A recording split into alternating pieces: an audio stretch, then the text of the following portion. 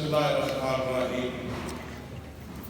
Can I firstly thank the presiding officer and all of the support staff here today.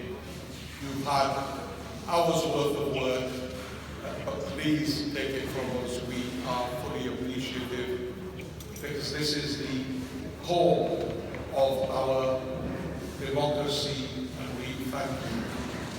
Can I also thank my wife and young children who haven't seen much of me lately, but hopefully will get to see more of me.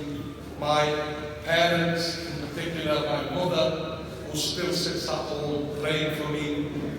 All my brothers, and believe me, I have many of them across the district. And above all, the people of Bradford East for again placing the trust in me.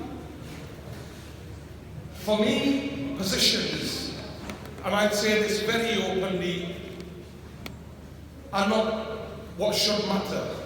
It's the change that we bring. And I am very proud of my record for the last 9 years.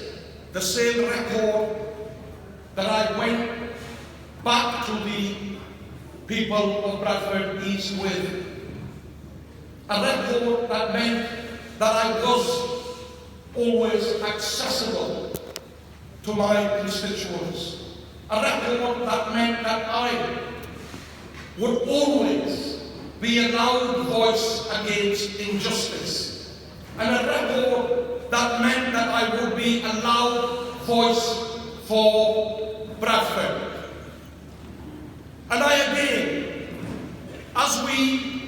it looks very likely today that there will be a Labour government. But the work for that government starts now to tackle international injustice. I will always remain the loudest, strongest voice against injustice at home and abroad. Because I want to reaffirm this commitment again. It is not Westminster or the political system that sent me to Bradford. It is the people of Bradford that sent me to Westminster, and they have sent me again. And I will make sure that the loudest voice on injustice at home, nationally and internationally, gets a whole lot louder. Thank you very much.